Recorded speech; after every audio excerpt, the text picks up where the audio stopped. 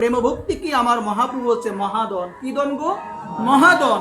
ওই মহাদন লাভ করতে গেলে ভক্ত চরণে, শ্রী গুরু চরণে আশ্রয় নিয়ে হৃদয় থেকে হিংসা ত্যাগ করে সর্বদা গোবিন্দের নাম গুণকীর্তন করতে। এই মহাদন সবাই তো লাভ করতে পারে না। যে এই মহাদন লাভ করতে পারলো না, তার মতো দরিদ্র জগতে আর কেউ নাই। আর আমরা জগতে ভাবি যার টাকা পয়সা নাই সে হলো দরিদ্র, যার অর্থ আছে সে হলো ধনী। শাস্ত্র বললেন উল্টো কথা। শাস্ত্র বললেন জাগতিক টাকা পয়সা থাকলেই তাকে ধনী বলা যায় না।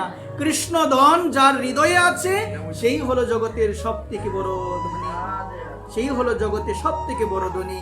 এই জন্য মহাপ্রভু সেই প্রেমভক্তিকে তিনি মহাধন বললেন।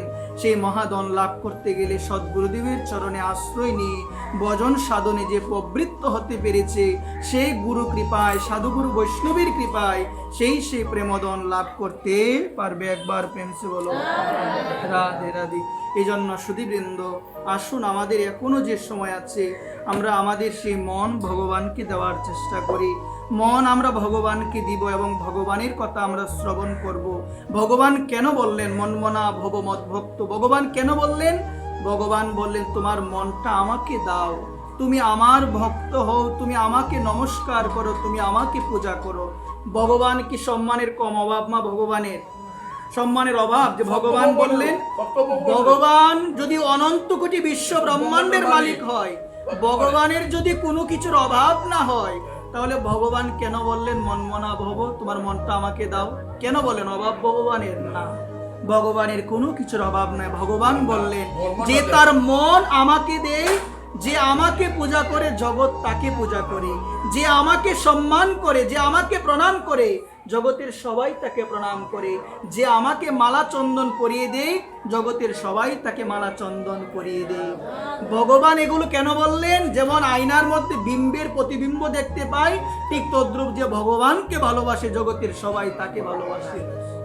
দেখবেন যথার্থ সাধু, যথার্থ বৈষ্ণব, যথার্থ গুরুদেবকে জগতের সবাই ভালোবাসে কিনা? কেন ভালোবাসে? কারণ সে আমার ভগবানকে ভালোবাসে।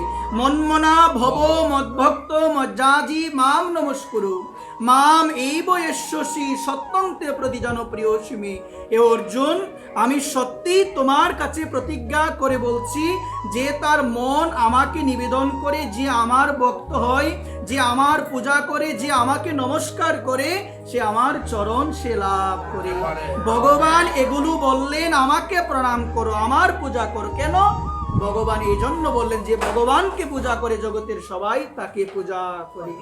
এই জন্য সুধীবৃন্দ, আপনাদের সকলের রাতুল চরণে আমি অধম নিবেদন করে বলবো, আমরাও যেন আমাদের জীবনটাকে এমন ভাবে গড়ে তুলি, সদা সর্বদা মনমনা ভব ভগবানের চিন্তন, ভগবানের নাম গুণকীর্তন, সর্বদা যেন কৃষ্ণ নাম আমরা করতে পারি। জয় রাধে।